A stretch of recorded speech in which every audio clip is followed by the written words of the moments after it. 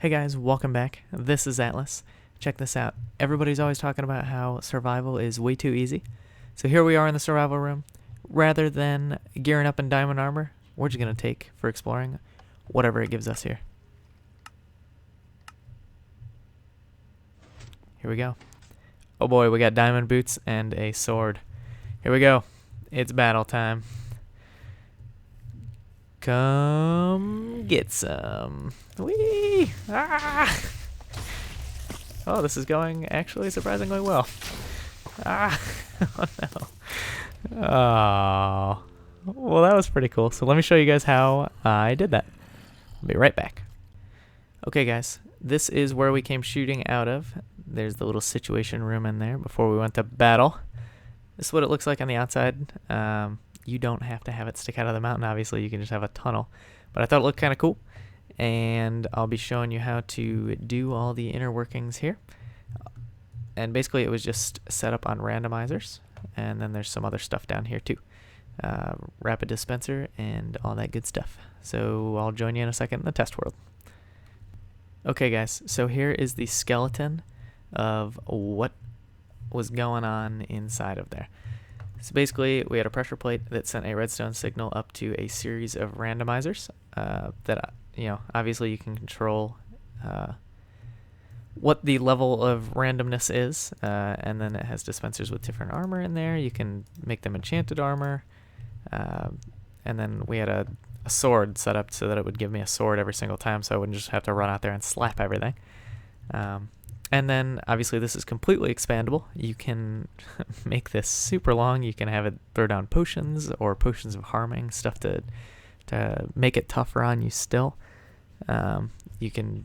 I think I had that set up so that it gave me a 2 in 9 chance of giving something, which I did like so. And then it would drop down through this water stream into this hopper, which had a comparator checking to see if there was anything in it, and then it was a rapid dispenser on top of that, so it would armor us up, and then I just had a nice, just a basic little delay on a sticky piston that lowered the wall so we could come out. So to start, I'll show you how to build the rapid dispenser. All you have to do is find the frame and come up to and place your dispenser facing downwards. Out of that, you're going to have a comparator, a repeater, just the standard default setting on the repeater, and then we're going to come out and around with the wiring.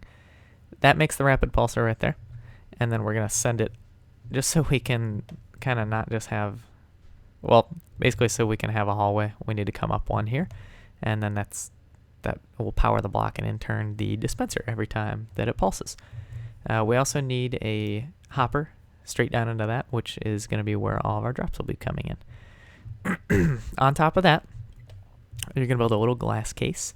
In this case, I had 5 dispensers, so it just worked out that basically we'd have a 4 by 1, 2, 3, 4, 5, 6, 7 box with the inside 2 areas hollowed out, and that just needs to be 2 deep.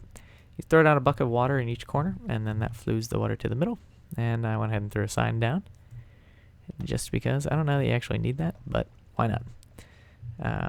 Now I will show you how to, let me also show you this real quick here. Just to send the signal up, you're going to come up and over. I sent the signal into a block, and then you just torch tower up to whatever level you need to reach the randomizers. Obviously it doesn't have to follow this exactly. You can set it up higher, or, well, it really can't go any lower, so you can go higher if you want to. Let me show you how the randomizer works here. Basically, you need to send a signal into a dropper. This has to be a dropper facing upwards with a hopper facing downwards into it. You can use any type of block, and then your positive signal, which means that it's going to release something out at the end, is going to be a sword, just a nice wooden sword, and you can change the probability using that. This one is set to a 33.33% chance that something will be shot out. It's pretty cool. And then you need a comparator coming out of the hopper, not out of the dropper. And it's going to come 1 and 2.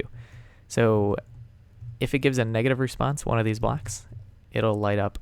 It'll come out 1 signal strength here, and it'll light up this light just for demonstration. And if it gives us our wood sword, It'll activate this dispenser and also light up this light.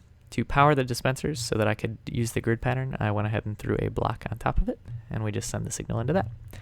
And that's pretty cool. So I'm going to show you guys real quick here. See, we got a positive response. That one lit up and the water came out. I did that, and we had a negative response there, so only the first light came on. And there you go. And you just kind of keep doing that. You can have fun with it, if nothing else. Now, the grid pattern looks like this. So you're going to build your first one, and then you will actually come forward and down one is how I went about it.